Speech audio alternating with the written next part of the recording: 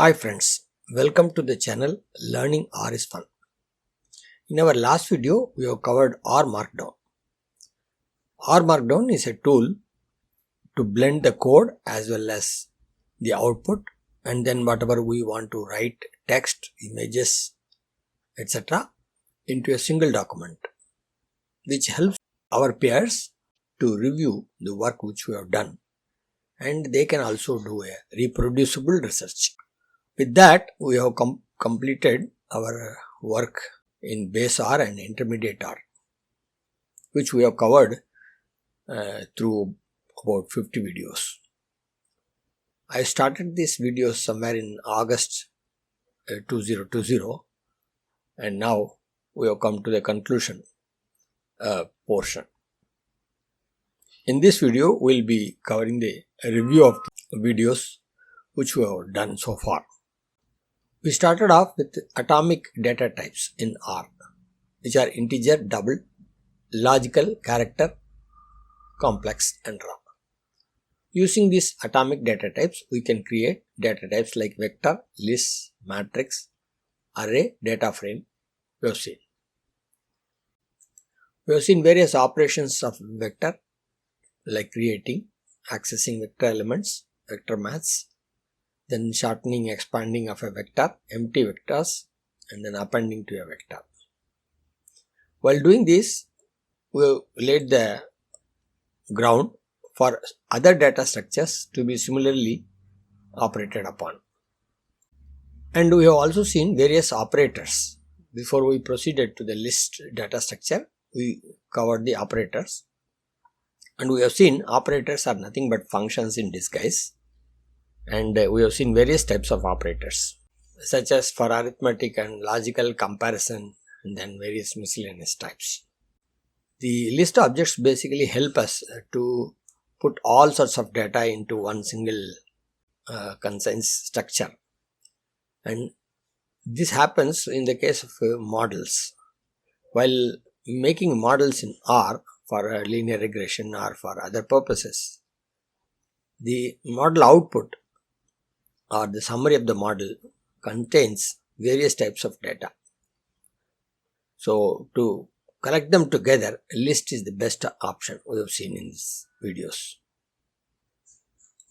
Then we have seen how to construct matrices using matrix function, using again row measure, column measure, etc.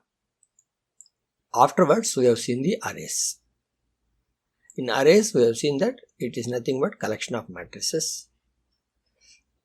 And we can see the array dimensions, we can use the names for individual arrays, individual matrices in the arrays for columns, and then rows using dime names, in which we give a list and then we give all the names.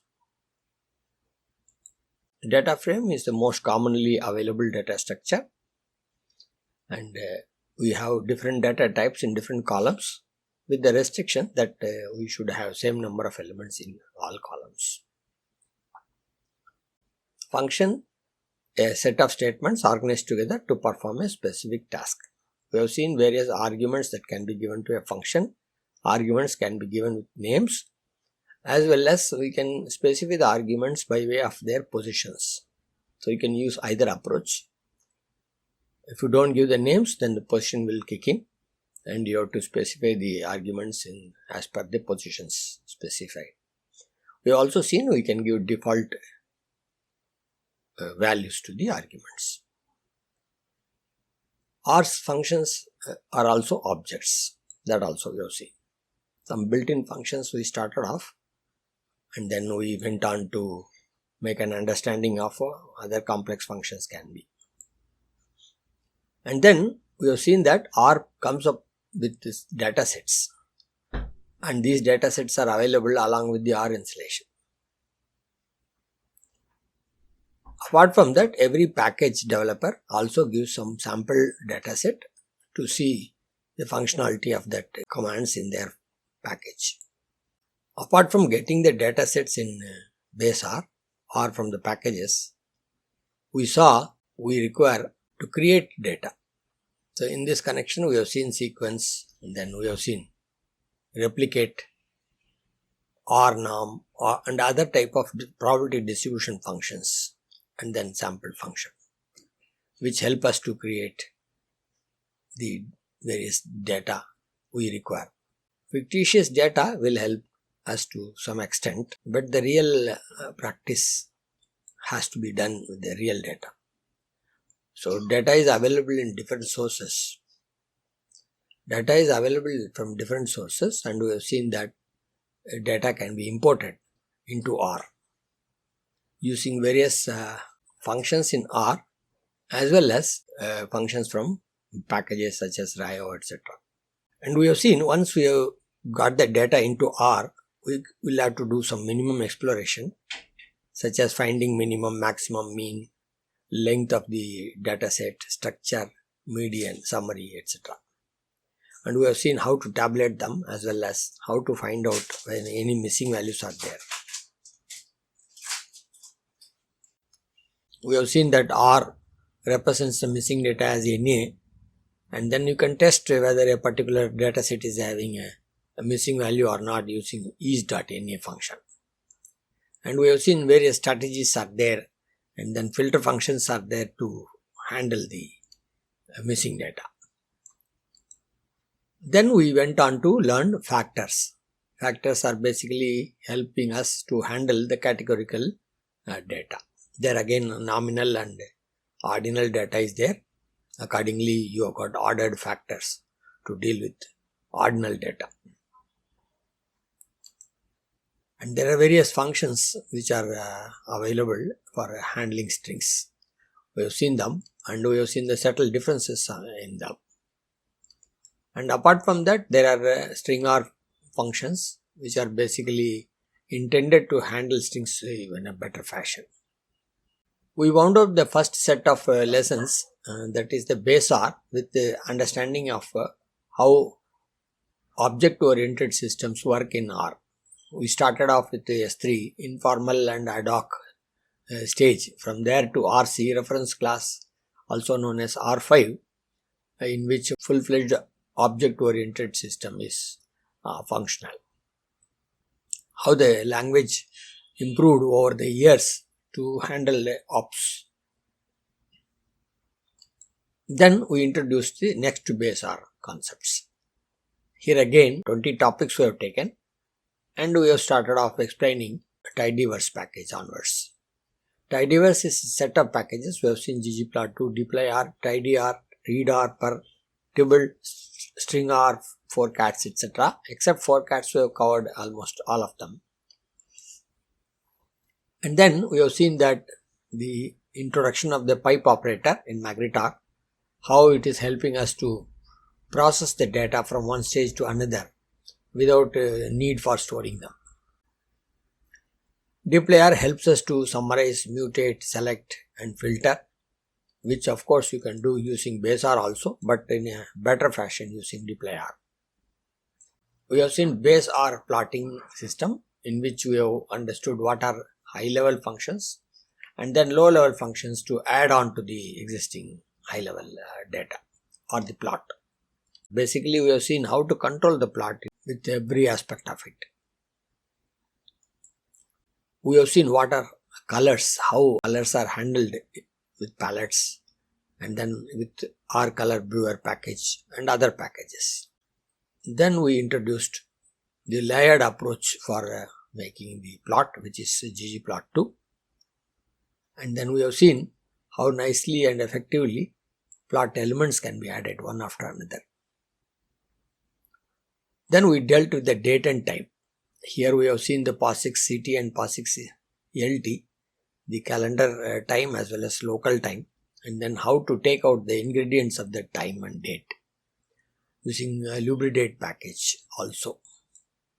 Then we stepped into the world of regression. Here we have seen three types of regression, that is linear regression, multiple linear regression and then logistic regression.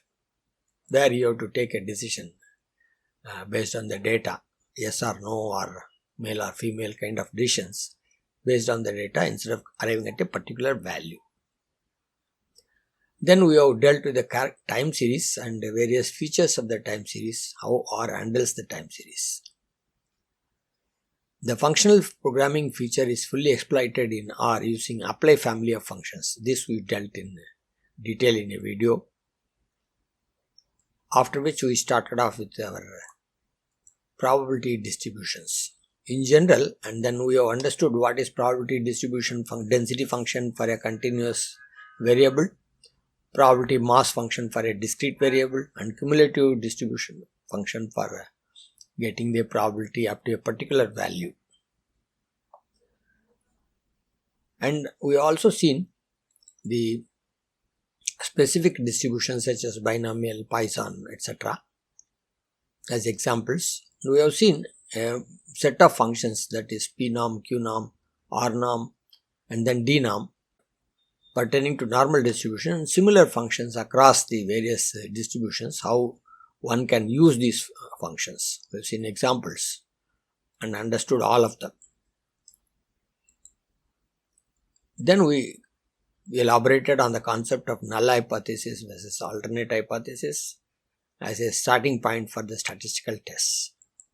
We did some non-parametric tests and we have done some parametric tests, t-tests with 1 sample, 2 sample, analysis of variance, etc. In the non-parametric tests, we did all these 4 tests, including Kruskal-Wallis test, where we check the air quality of city of New Delhi over the years, in a particular month, how it varied, etc. We did one-way ANOVA, then we did contingency tables as a prior knowledge to handle chi-square data. We had seen chi-square is an important test, and then how to make use of that to understand various problems prevailing in the society. So you have taken a journey in R, and then so far you understood the initial territory. From here, what will you do next? If you are keen to pursue the data science, you will learn data wrangling, data visualization, integration with the Tableau, exploring packages available in R, then implementing the machine language algorithms which are unsupervised, supervised and reinforced. You can learn natural language processing, you can specialize and then arrive at sentiment analysis from social media data. Then you can specialize in big data and artificial intelligence.